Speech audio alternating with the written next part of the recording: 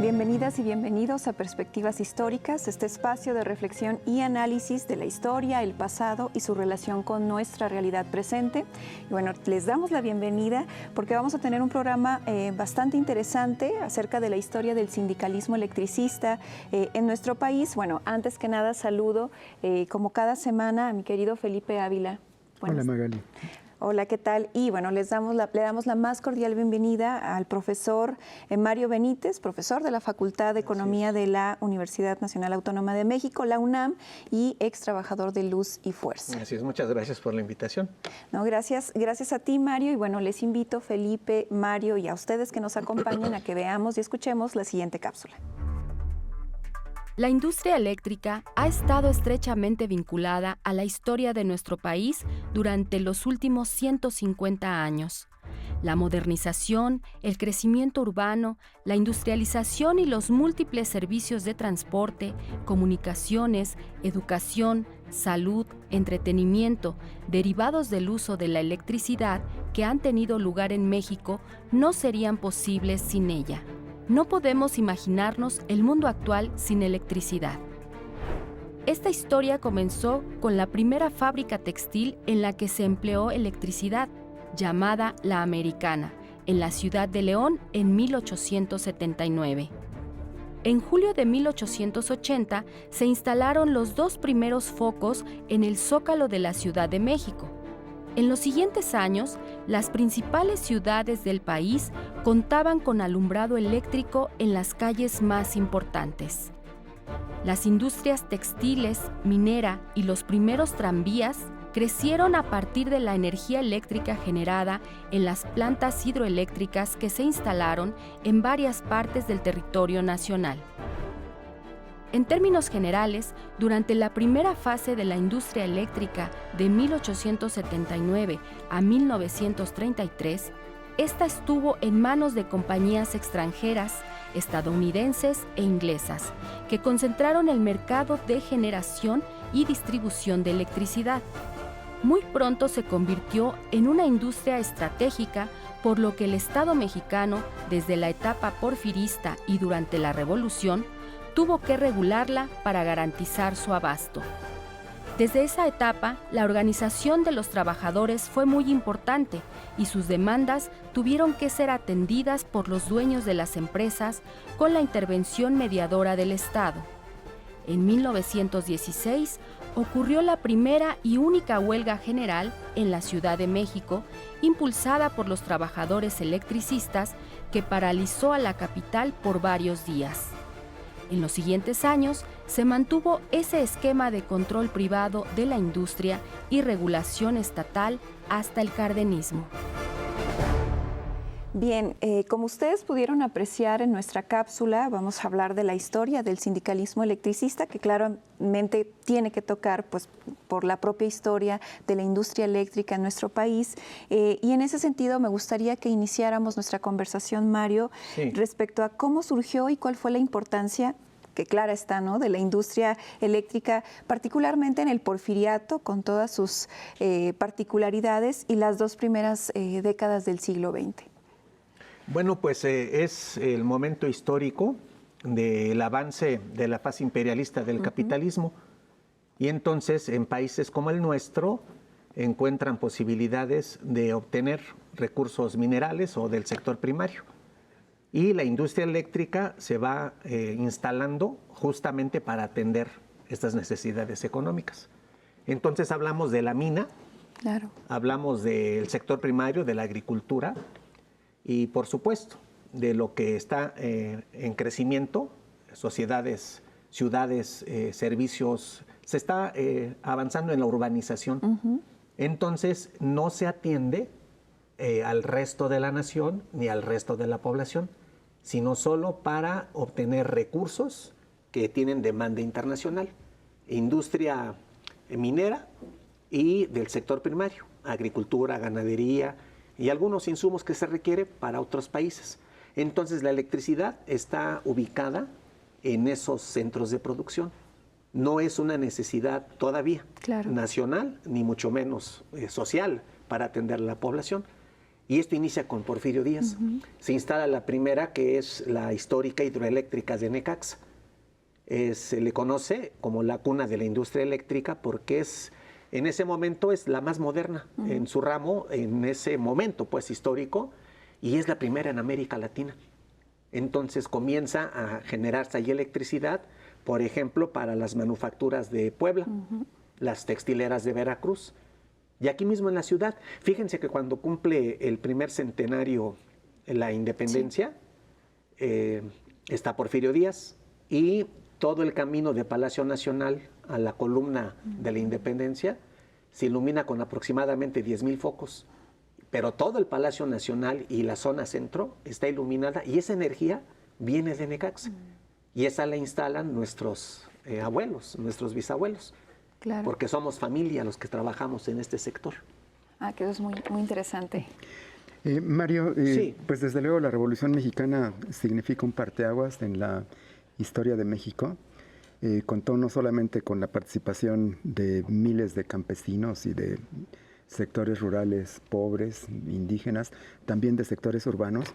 Y aunque la clase obrera en nuestro país era todavía muy incipiente, estaba concentrada básicamente en las textileras, en la minería, en los ferrocarriles, comienza a destacar también el sector de los trabajadores electricistas, sí. ¿no? En la Revolución se crea el Sindicato Mexicano de los Electricistas y tienen una gran experiencia histórica, quizá única en la historia de México, que fue la huelga general de julio de 1916. Así es. Platícanos un poco acerca de este contexto de la revolución, la organización del ESME, sus primeras luchas y cómo va asentando las bases de lo que sería uno de los sindicatos pues, más importantes hasta la fecha de la historia del sindicalismo mexicano. Muy bien. Es que se agrupa en ese momento a electricistas. No existe el sindicalismo como tal, o sea, el antecedente, digamos, está en el mutualismo o en el cooperativismo, donde se auxilian los trabajadores porque no hay una bilateralidad a partir de condiciones laborales.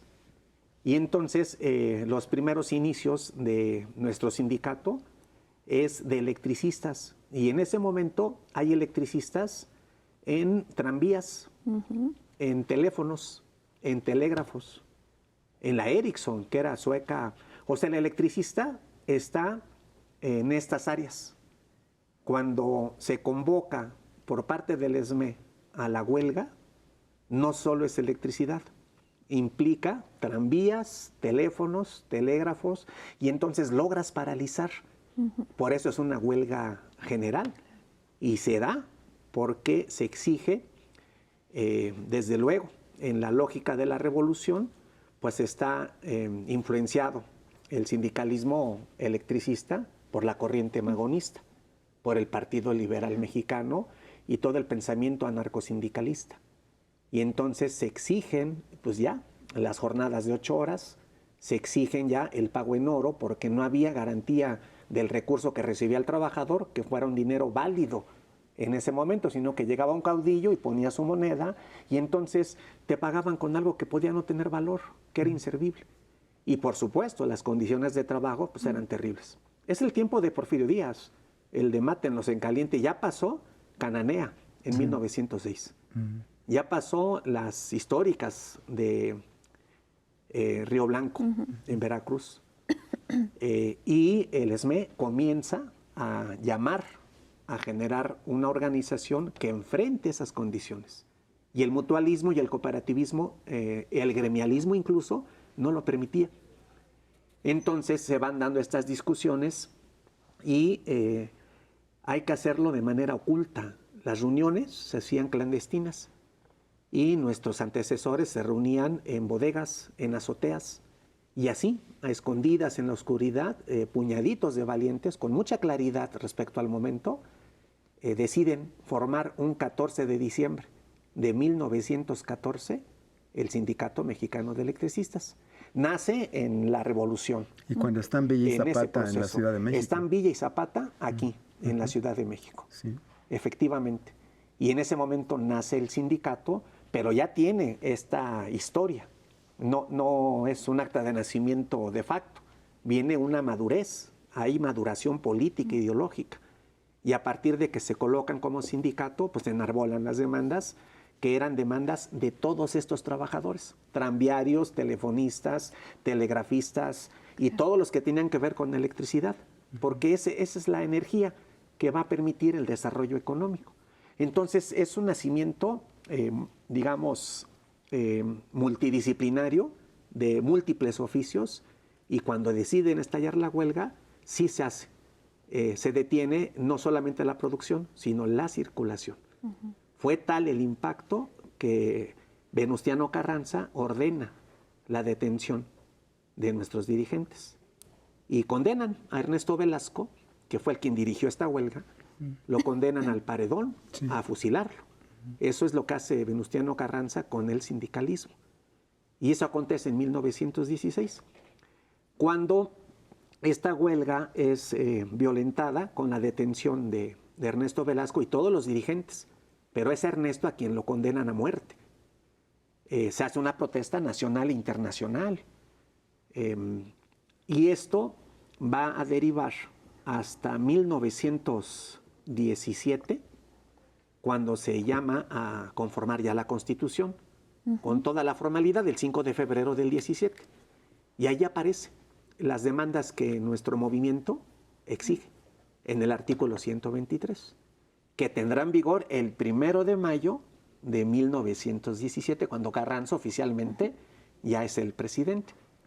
Y entonces el 1 de mayo de 1917 hay muchas manifestaciones pidiendo la libertad de Ernesto Velasco y se consigue al otro año.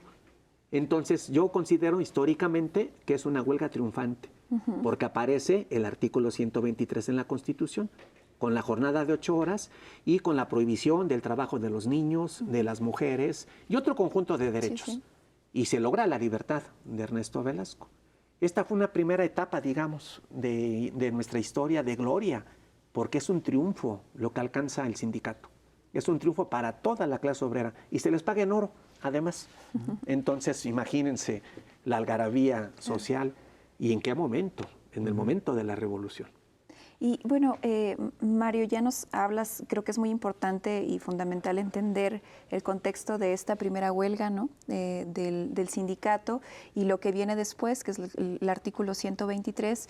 Y hay la relación que van a tener los sindicatos con los sonorenses en el poder durante toda la década de 1920 va a ser muy compleja, ¿no? Sí. Y además viene un proceso de corporativización muy importante, pero a mí me gustaría que nos detuviéramos una década después, sí, que es la década de los 30, para que nos digas cuál fue el papel del ESME justamente en las luchas obreras en el contexto del cardenismo, es decir, durante la presidencia de Lázaro Cárdenas, su, digamos, participación en la creación del Comité Nacional de Defensa Proletaria, de la CTM, y además háblanos de esa otra huelga que es la de 1936, que además después, un año después, viene la creación de la Comisión Federal de Electricidad, ¿no? Que creo que son, digamos, hitos importantes en la propia historia del sindicato.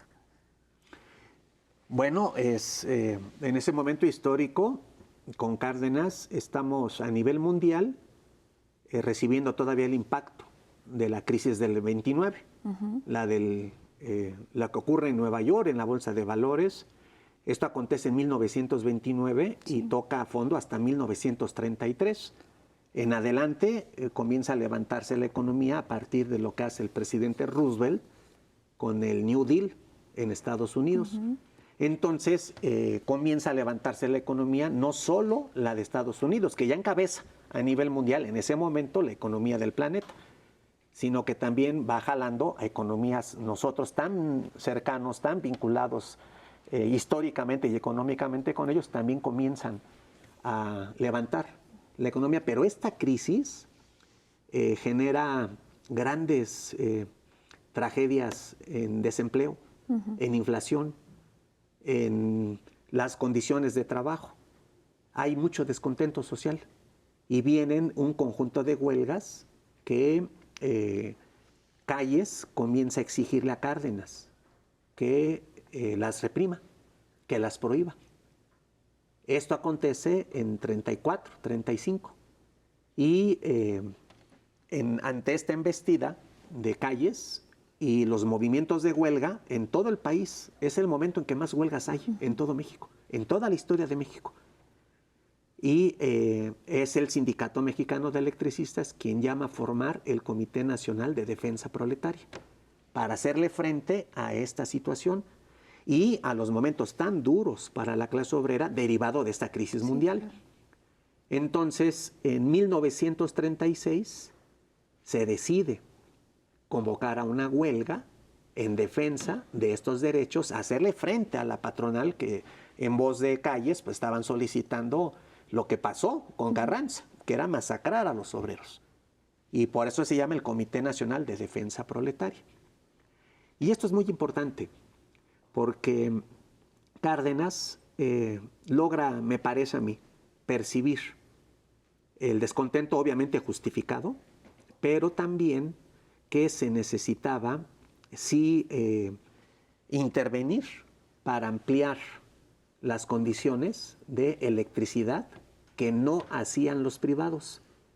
Reitero, los privados solo atendían las necesidades del gran capital, mina, ferrocarriles, tranvías, textileras, manufacturas, pero no atendían las rancherías, los poblados, las escuelas, los hospitales, no atendía al país. Cuando se hace la huelga, la encabezan ingenieros.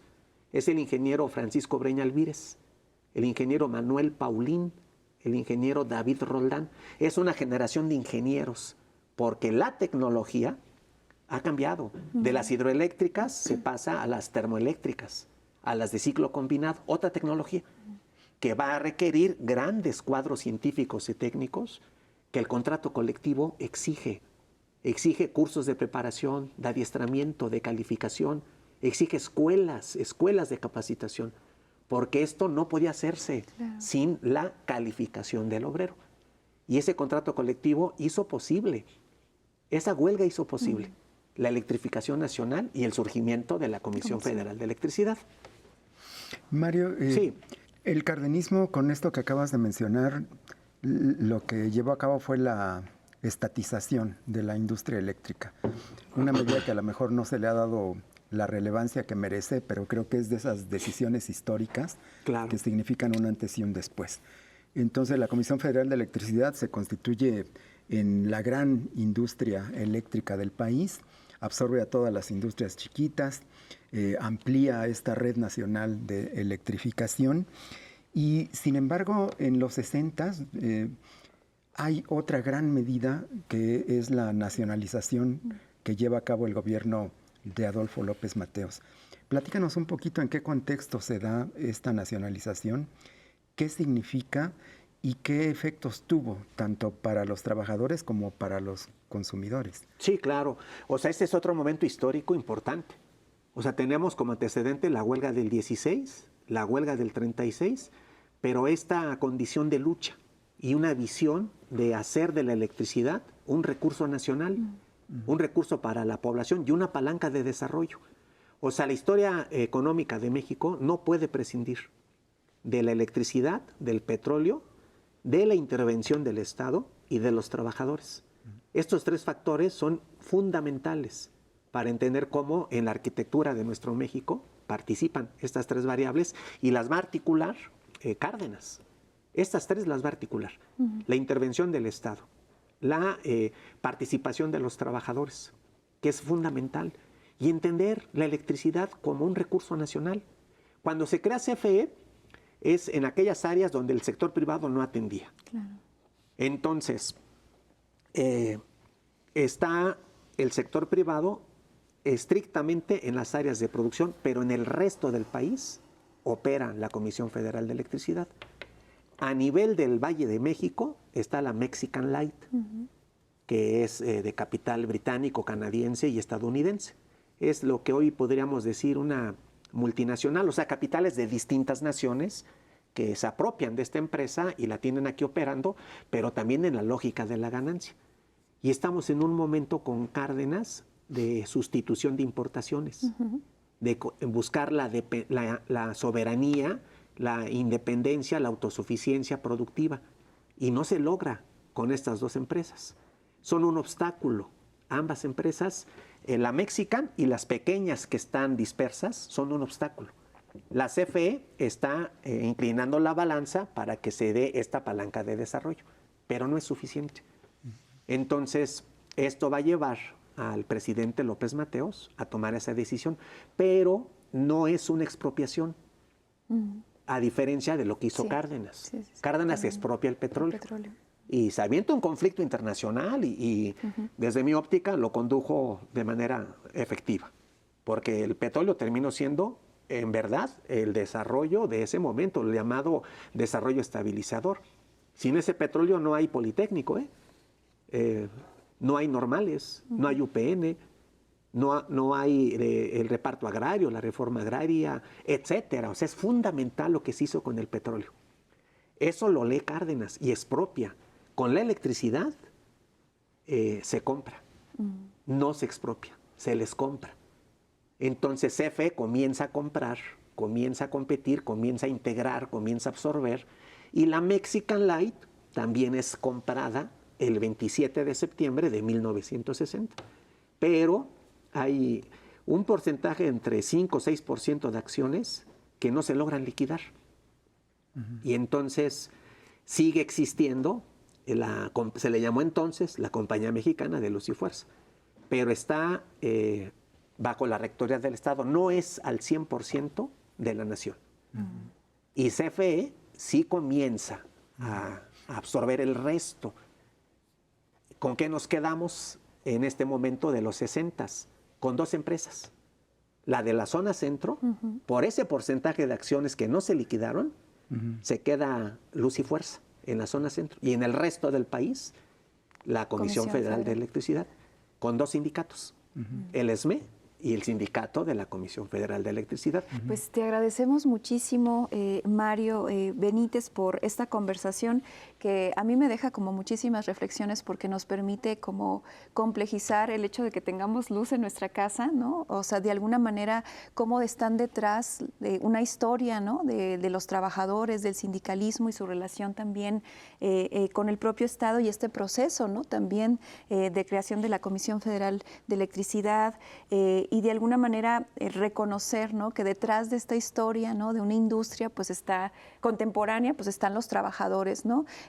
Los abuelos, los padres, y que de alguna manera pues es un aliciente como para explorar esta historia y también un poco la lucha actual, ¿no? De resistencia de los trabajadores. Te agradecemos muchísimo tu compañía y bueno, a ustedes los esperamos en una emisión más de Perspectivas Históricas. Hasta pronto.